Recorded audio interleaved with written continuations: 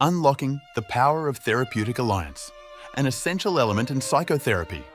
Welcome to a world where the healing power of conversation reigns supreme. In psychotherapy, the relationship between a therapist and their client is more than just a connection, it's a therapeutic alliance. Definition of such an alliance can be traced back to the eminent psychologist Edward Borden. His theory of the therapeutic alliance conceptualizes this bond as a crucial element towards achieving positive outcomes in psychotherapy. Borden believed that the alliance was built on three vital pillars: agreement on tasks, agreement on goals, and the development of a bond. Together, these form the tripartite model of the therapeutic relationship. The first pillar, agreement on tasks, refers to both parties having a shared understanding of what the therapeutic process will entail. This is often a joint decision between the therapist and client, setting the foundation for their alliance. Moving on to the second pillar, agreement on goals. This reflects the shared understanding of the intended outcomes of therapy. Both the therapist and the client should agree on what they wish to achieve together. Then comes the bond, the emotional connection between therapist and client. This bond is nurtured with trust, acceptance, empathy, and is vital in forming a strong therapeutic alliance. Measuring the therapeutic alliance isn't always straightforward, but several scales have been developed to gauge its strength, such as the Working Alliance Inventory, the Therapeutic Alliance Scales, and the California Psychotherapy Alliance Scales. Such measures focus on the client's perception of the therapeutic alliance. Crucially, research shows a strong correlation between a positive alliance and successful therapy outcomes.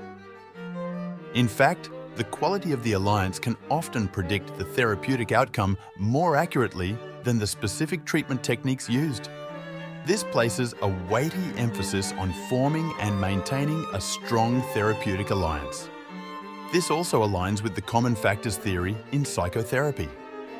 This theory suggests that certain elements are universally beneficial across different therapeutic approaches. One such common factor is the client's faith in the therapist, which a strong therapeutic alliance undoubtedly fosters. This faith is instrumental in the client's willingness to engage and actively participate in therapy. Another common factor is the provision of an empathetic, warm, and genuine therapeutic environment. Such an environment can make a client feel heard, understood, and validated, further fortifying the therapeutic alliance. Additionally, the therapist's ability to skillfully engage the client in the process of change is also a common factor. This engagement is often a direct result of a well-established therapeutic alliance. The therapeutic alliance isn't a static entity, it's dynamic, changing and growing with the therapy process. It's critical to regularly reassess this alliance, ensuring its strength throughout the journey. A robust therapeutic alliance fosters open communication, enabling clients to express their concerns openly. This openness often leads to modifying therapy goals or approaches to better suit the client's needs. The alliance building doesn't stop at the end of each session. Between session work, such as homework, can also strengthen the alliance as it shows commitment from both parties to the therapeutic process.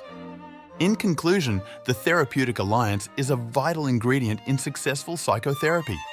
It's the invisible thread that binds the therapist and client, guiding them through the therapeutic journey. So, whether you're a therapist or a client, investing in this alliance is investing in the success of the therapy. After all, healing doesn't just happen, it requires a strong alliance, a shared journey, and the courage to change.